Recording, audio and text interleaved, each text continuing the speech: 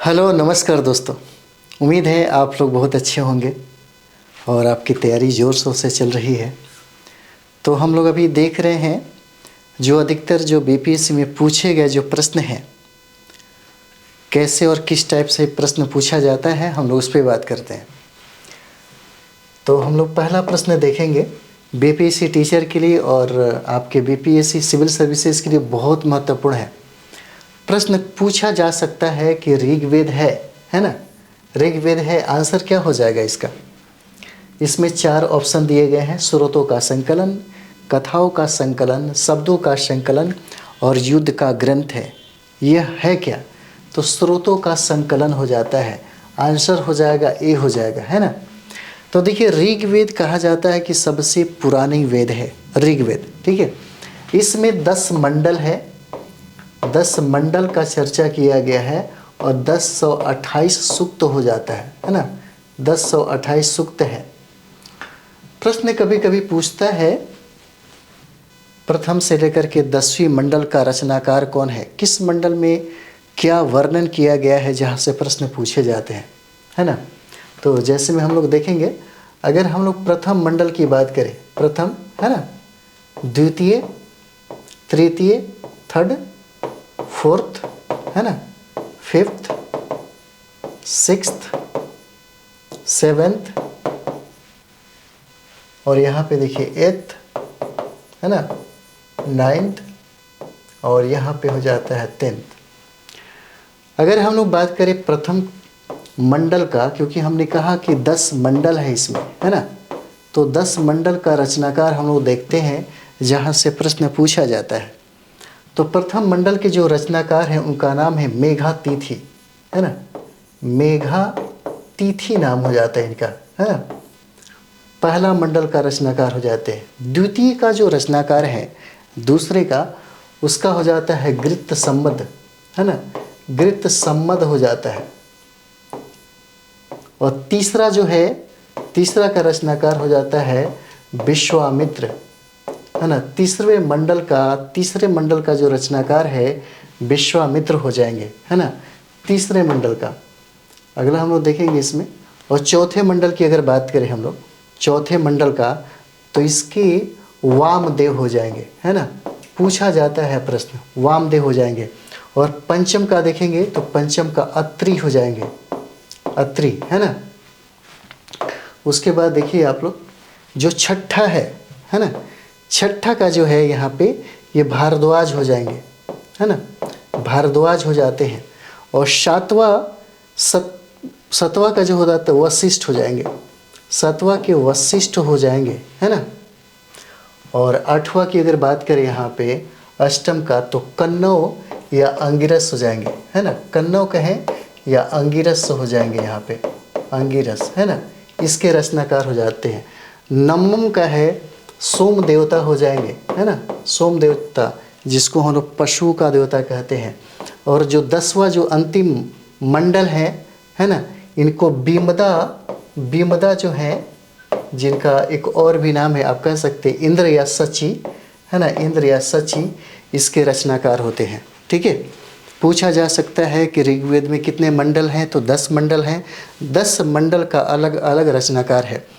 पहला का मेघातिथि हो जाएगा, दूसरा का गृत्त सम्मद हो जाएगा, तीसरा का विश्वामित्र हो जाएंगे, चौथा का वामदेव हो जाएंगे, है ना। पांचवा मंडल के रचनाकार अत्रि हो जाएंगे, छठा का भारद्वाज हो जाएंगे, सतवां जो मंडल है उसकी रचयिता हो जाएंगे वशिष्ठ, और आठवां का कन्नौ या अंगिरस हो जाएंगे, 9वां का सोम हो जाएंगे, और 10 का बीमदा कहें, इंद्र कहें या सची कहें, ये हो जाते हैं। एक और भी इम्पोर्टेंट है इसमें, जो बार बार बीपीएससी में पूछा जाता है ना, पूछा जाता है कि कौन से मंडल में गायत्री मंत्र का वर्णन है। तो ये तीसरा जो मंडल आप देख रहे हैं, तीसरा मंडल में देखिएगा गायत्री मंत्र का वर्णन किया गया है ना, गायत्री मंत्र का पूछा जाता है, पूछा जाएगा आपसे, है ना, कि किस मंडल में गायत्री मंत्र का वर्णन है।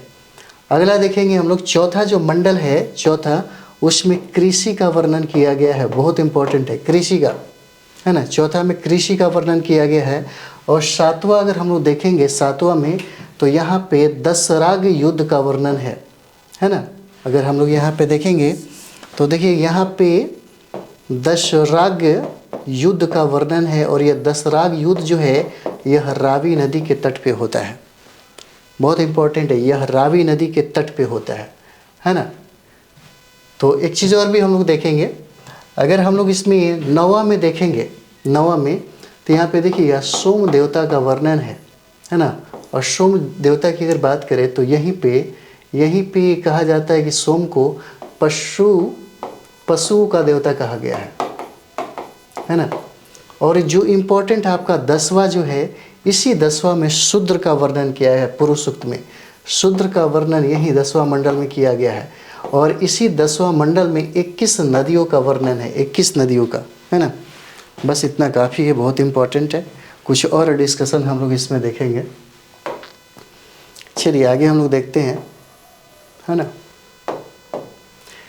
जैसे वैदिक ग्रंथों में सबसे प्राचीन ग्रंथ क्या हो जाता है, ऋग्वेद है ना। ऋग्वेद के बाद आपको 3 और मतलब ग्रंथ आ जाते हैं, यजुर्वेद, सामवेद, अथर्ववेद। कहता है कि जिसमें मुख्यतः स्रोतों का संकलन किया गया है। जो प्रश्न था, कहता है कि ऋग्वेद में 10 मंडल और 1028 सूक्त है। ऋग्वेद के मंत्रों को यज्ञों के अवसर पर देवताओं की स्तुति हेतु होत्री ऋषियों द्वारा उच्चारित किया जाता था। किसका, यहाँ पे तो ऋग्वेद हो जाएगा, है ना, ऋग्वेद का। पेन चेंज करते हैं। कहा जा रहा है कि ऐतरेय तथा कौशितकीय जो ऋग्वेद के 2 ब्राह्मण हो जाते हैं। पूछा जा सकता है हर वेद का अपना अपना एक ब्राह्मण है, तो ऋग्वेद का कौन सा ब्राह्मण हो जाता है, 2 ब्राह्मण हो जाएगा, है ना, ऐतरेय और कौशितकी। चलिए हम लोग आगे बढ़ते हैं, दूसरा प्रश्न देखते हैं, है ना। दूसरा प्रश्न है, बुद्ध द्वारा रूपांतरित निम्न व्यक्तियों में से कौन सा अंतिम था, है ना, कौन सा अंतिम था। तो क्या हो जाएगा, ये सुभद्र हो जाएंगे, सुभद्र। यही जो है यह अंतिम होते हैं, सुभद्र।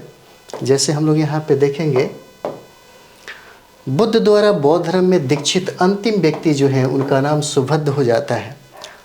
तो एक चीज़ और भी देखते हैं, आनंद जो हैं महात्मा बुद्ध के प्रिय शिष्य हैं। और बहुत सारे ऐसे मशवरा जहाँ पे होते हैं वहाँ पे आनंद की बात स्वीकार कर लेते हैं। और एक और भी शिष्य हैं, उनका नाम है उपाली। और यही आनंद ने सुत्त पिटक की रचना किया, जो बार बार पूछा जाता है।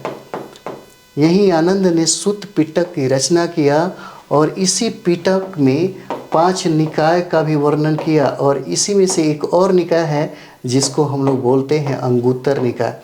और इसी अंगुत्तर में 16 महाजनपद का क्या है, वर्णन है, ठीक है। और यही पूछता है कि किस ग्रंथ में 16 महाजनपद का वर्णन है और यह ग्रंथ है किस धर्म से बिलोंग करता है। तो बौद्ध धर्म हो जाएगा, है ना, बौद्ध धर्म हो जाएगा, ठीक है। चलिए आगे हम लोग बढ़ेंगे। जिसके अनुरोध पर भी महात्मा बुद्ध ने स्त्रियों को बौद्ध धर्म में दीक्षित किया। आनंद कहता है कि आनंद उनका प्रिय शिष्य है और इन्हीं के कहने पर, इनके अनुरोध करने पर ही महात्मा बुद्ध ने स्त्रियों को संघ में शामिल किया। अगर देखा जाए तो महात्मा बुद्ध कभी भी महिलाओं को नहीं चाहते थे कि संघ में शामिल हो। जब महिलाएं संघ में शामिल हो गई तब उन्होंने कहा कि जो मैं सोचता था कि अब हमारा संघ हज़ारों वर्ष तक चलता, अब 500 वर्ष भी नहीं चल पाएगा। और बिल्कुल ऐसा ही हुआ। चलिए आगे हम लोग बढ़ते हैं। निम्नलिखित शासकों में से किसके लिए एका ब्राह्मण प्रयुक्त हुआ है ना, एका ब्राह्मण प्रयुक्त हुआ है। बहुत भी हो जाता है आपका। तीसरा क्या हो जाएगा, गौतमी पुत्र सातकर्णी, है ना, गौतमी पुत्र सातकर्णी हो जाएगा।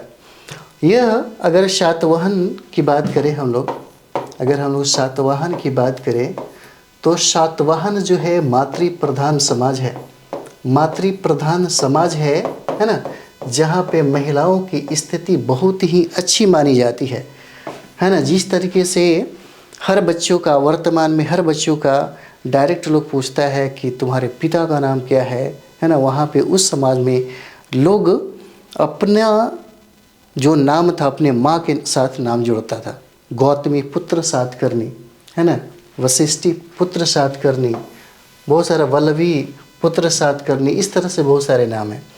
तो शातवाहन ने ही सबसे पहले ब्राह्मणों को, है ना, ब्राह्मणों को क्या दिया, जमीन को दान देना शुरू किया, जमीन को दान देना शुरू किया। और यही सातवाहनों ने ही सबसे पहले ये शीशे के जो सिक्के हैं, शीशे के सिक्के वही जारी किया सबसे पहले, है ना। जैसे हम लोग आगे देखेंगे इसको, देखिए, एका ब्राह्मण अथवा अद्वितीय ब्राह्मण, है ना, सातवाहन शासक गौतमी पुत्र सातकर्णी को गौतमी बलश्री के नासिक अभिलेख में कहा गया है ना। और गौतमी पुत्र सातकर्णी जो है सातवाहन वंश का सबसे महान शासक था।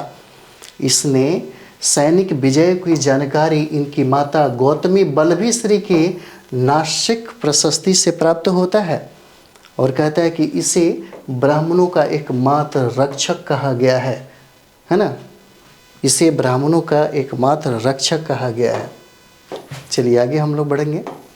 यहाँ हम लोग देखेंगे समुद्रगुप्त के प्रयाग प्रशस्ति वाले स्तंभ पर, है ना, निम्नलिखित में से किसका लेख मिलता है। ठीक है, 4 नंबर सवाल क्या हो जाएगा, कहता है कि समुद्रगुप्त के प्रयाग प्रशस्ति वाले स्तंभ पर, है ना, किसका लेख मिलता है। तो इसका आंसर हो जाएगा जहांगीर, है ना, इसका आंसर क्या हो जाएगा, जहांगीर हो जाएगा। आगे देखते हैं, कुछ डिस्कशन है, हम लोग डिस्कशन में देखेंगे, है ना। जैसे पूछा जाता है कि प्रयाग प्रशस्ति का रचना किसने किया, बहुत इम्पोर्टेंट है, यह हरिसेन के द्वारा रचा गया प्रयाग प्रशस्ति। समुद्रगुप्त के विषय में जानकारी का एक प्रमुख स्रोत है जो पूछा जाता है आपसे, है ना। और समुद्रगुप्त को कविराज भी कहा जाता है, कविराज कहा जाता है। और ये बीना बजाते हुए भी दिखाए गए हैं। ठीक है, और एक चीज़ और भी है, इसी गुप्त साम्राज्य को स्थापत्य कला का, है ना, स्थापत्य कला का स्वर्ण युग कहा गया है, स्वर्ण युग कहा गया है, जो बहुत ही महत्वपूर्ण है। पहली बार इन्हीं के समय में, अगर हम लोग भारत की बात करें तो भारत में मंदिरों का निर्माण जो है इन्हीं के समय में शुरू होता है। मंदिर का निर्माण, है ना, मंदिर का जो निर्माण है इन्हीं के समय में प्रारंभ होता है। देखते हैं हम लोग, इसमें जहांगीर का एक लेख है प्रयाग प्रशस्ति में, है ना। और अशोक की जो रानी है जिनका नाम है कारवाकी, तो कारवाकी का लेख भी यहाँ पे देखने को मिलेगा। और अशोक का जो निर्देश भी है इसी पे खुदा हुआ मिलेगा। यह अभिलेख मूलतः कौशाम्बी में स्थापित था, है ना, यह अभिलेख मुख्यतः कौशाम्बी में स्थापित था, लेकिन अकबर द्वारा इलाहाबाद के किले में इसे स्थापित करवाया गया, है ना, प्रयाग प्रशस्ति को।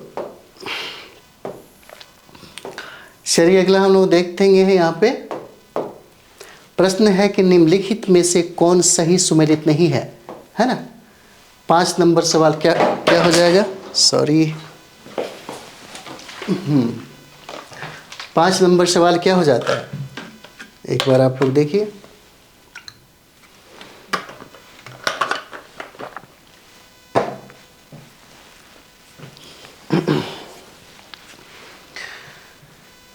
निम्नलिखित में से कौन सही सुमेलित नहीं है ना। जब भी आप प्रश्न बनाइएगा तो अच्छा से पढ़िएगा, ऐसा ना कि कॉन्फिडेंस को ज़्यादा ओवर कॉन्फिडेंस में हो जाए, है ना, तो पता चलेगा कि 2 प्रश्न गड़बड़ हो जाएगा जानबूझकर भी।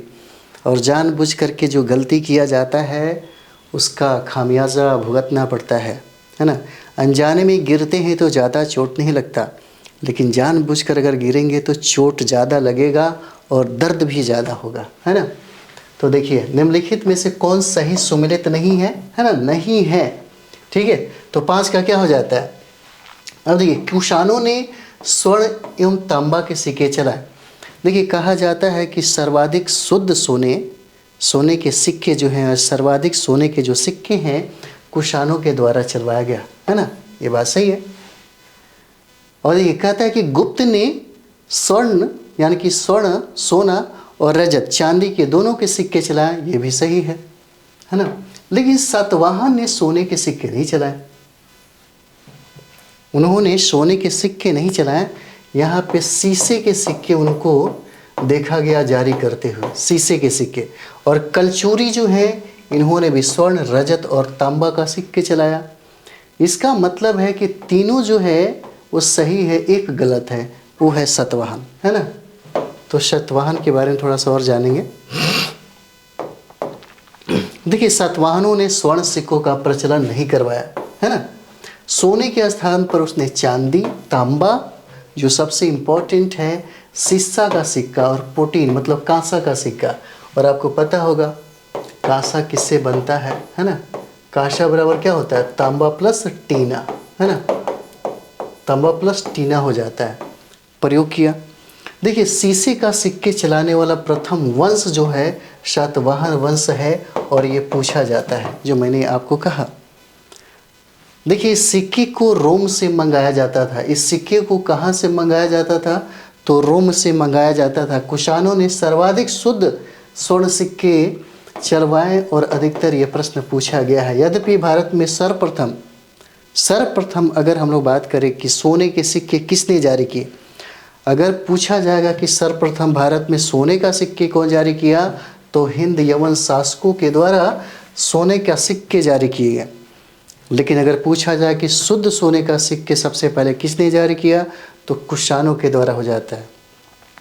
सर्वाधिक सोने के सिक्के किसने जारी किया, तो कुषाण हो जाएंगे। लेकिन सर्वप्रथम और पहली बार भारत में सोने के सिक्के जारी करने वाला हिंद यवन शासक था। ठीक है, इतना याद रहेगा। और शीशे का जो सिक्का है उसको जारी करने वाला प्रथम जो है शासक वो सातवाहन हो जाता है। चलिए आगे हम लोग बढ़ते हैं। अगला सवाल है हमारा छठा नंबर, है ना। छठा नंबर सवाल हो जाता है हमारा, और ये देखेंगे, निम्नलिखित में से किसका शिखर द्रविड़ शैली में बना हुआ है। छठा नंबर क्या हो जाता है, तो देखिए ग्वालियर का तेली मंदिर हो जाता है, ग्वालियर का तेली मंदिर। और हम लोगों ने ये भी देखा था यहाँ पे, है ना, हम लोगों ने ये भी देखा था, सॉरी एक मिनट, यहाँ पे देखिए, हम लोग ये देखे हुए थे, भारत थोड़ा सा बनाया जाए, है ना। चलिए ये भारत थोड़ा सा ऐसे ही कर लेते हैं हम लोग।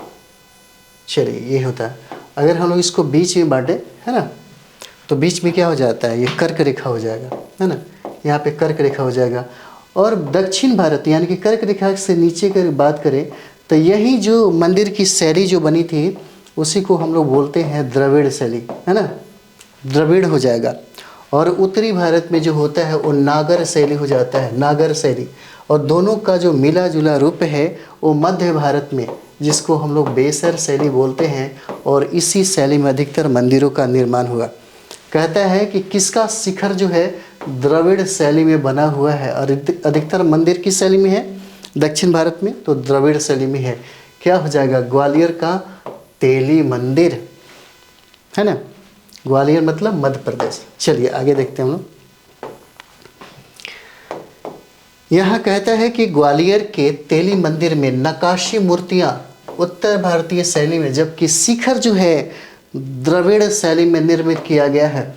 उल्लेखनीय है कि इस मंदिर की वास्तु शैली में हिंदू बौद्ध दोनों वास्तु कला का मिश्रण समाहित किया गया है।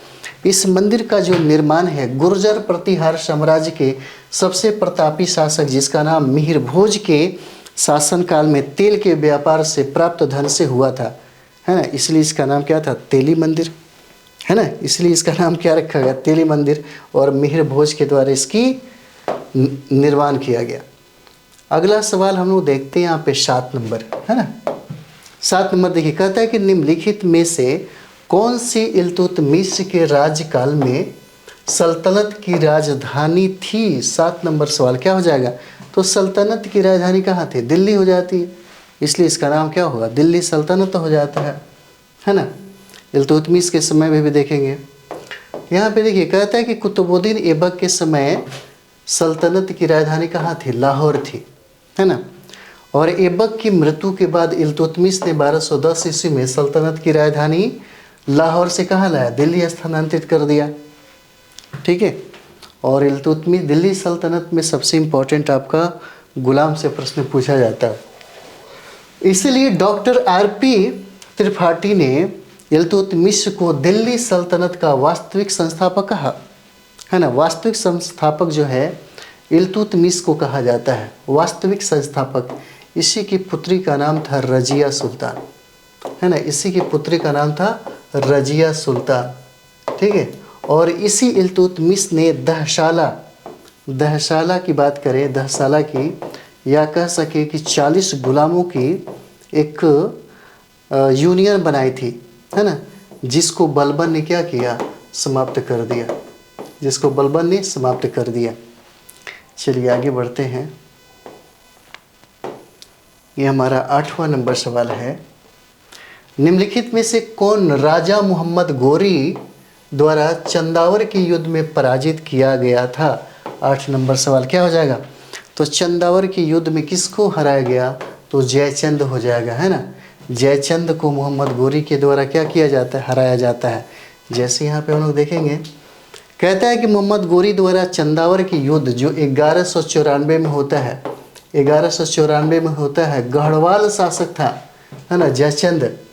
यहाँ पे देखेंगे जो जयचंद है, जयचंद क्या होते हैं, हार जाते हैं, है ना। किससे, तो गोरी से। पूछा जा सकता है ना, कि ये जो चंदावर का युद्ध है कब हुआ, तो 1194 में हुआ। किसके साथ हुआ, तो जयचंद के साथ हुआ। जयचंद किसका शासक था, तो गढ़वाल वंश का शासक था, है ना, जिसमें जयचंद क्या हो गए, पराजित हो गए, है ना। और इसमें विजय किसको मिला, तो मोहम्मद गोरी को मिला। तो जयचंद्र की बात करें तो गढ़वाल वंश का अंतिम शासक था, जिसके दरबार में संस्कृत के महान विद्वान श्री हर्ष रहते थे, जिन्होंने नैषध चरित्र नामक ग्रंथ लिखा है। इम्पोर्टेंट है आपके लिए। नैषध चरित्र के लेखक कौन हो जाते हैं, श्री हर्ष हो जाएंगे, है ना। अगला सवाल है हमारा 9 नंबर सवाल है। देखिए 9 कहता है कि निम्नलिखित में से किस परिवार ने सर्वप्रथम अकबर के साथ वैवाहिक संबंध स्थापित किया था, है ना। क्या हो जाएगा, तो देखिएगा, कहता है कि निम्न में से किस परिवार ने, सबसे पहले पढ़िएगा, प्रश्न को समझिएगा। सर्वप्रथम अकबर के साथ वैवाहिक संबंध किसने स्थापित किया, तो यह कछवाहा हो जाएगा। 9 का क्या है, सी हो जाएगा।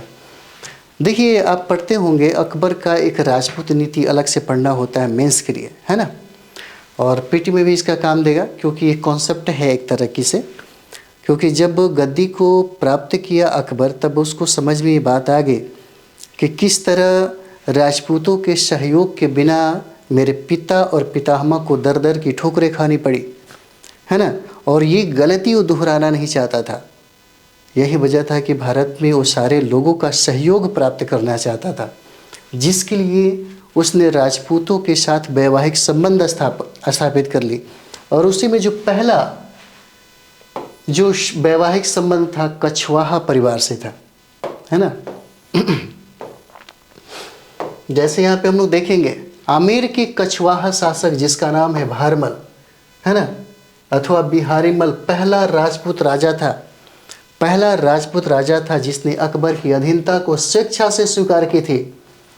स्वेच्छा से स्वीकार करने वाला पहला जो राजपूत जो राजा है उसका नाम है भारमल, राजा भारमल।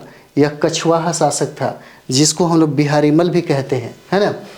1562 ईस्वी में अजमेर में मोइनुद्दीन चिश्ती की दरगाह पर अकबर की यात्रा के समय राजा भारमल ने उससे अपनी पुत्री, जिसका नाम हरखाबाई था, हरखाबाई से विवाह का प्रस्ताव रखा था, जिसे अकबर ने क्या किया, स्वीकार किया, है ना।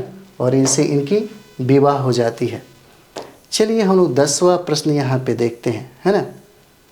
10वां प्रश्न देखिए, 10 है, ठीक है। 10 नंबर सवाल। 10 नंबर में कहता है कि सुमेलित कीजिए, है ना, सुमेलित कीजिए सही कुट क्या है। आगे बढ़ाया जाए, हाँ, सुमेलित कीजिए। और इस सेशन का अंतिम सवाल ये हो जाता है, इसमें हम लोग देखेंगे हॉकिंस के बारे में है ना। सबका मिलान करना है, कब से कब तक ये लोग आते हैं भारत में, तो क्या हो जाएगा इसका आंसर देखते हैं तो इसका आंसर बी हो जाता है ना। बी कैसे होता है तो देखिए 1 का 2 हो जाता है, 1 का क्या होगा 2 होगा। हॉकिंस जो है 1608 से 1611 के बीच में क्या हाँ भारत में रहा है ना। बी की अगर देखेंगे टॉमस रो तो 15 से 19 के बीच में ये रहता है ना। टॉमस रो जो है 15 से 19 के मध्य में रहता है। मनुची की बात करेंगे यहाँ पे तो ये हो जाएगा मनुची 1653 से 1708 तक होता है। और राल्फ फिच जो है 1585 से 1586 हो जाएगा। इस तरीके से क्या है आंसर डी हो जाता है। और ये जो सेशन है यहीं पे समाप्त होता है। तो चलिए बीपीएससी में पूछा गया सवाल है, इस तरीके से तैयारी होना चाहिए, तब जाकर के बीपीएससी कंप्लीट करते हैं ना। चलिए इसी तरीके से जो पूछा गया सवाल है एक अलग एपिसोड में आपके सामने मूल्यांकन के लिए हम लाते रहेंगे है ना। इससे बहुत ज़्यादा फ़ायदा होता है, बहुत ज़्यादा। इसलिए प्रीवियस ईयर जितने भी प्रश्न दिए गए हैं उसको ज़रूर एक बार बनाइए, ठीक है। चलिए हम लोग अगले वीडियो में मिलते हैं। Thank you very much.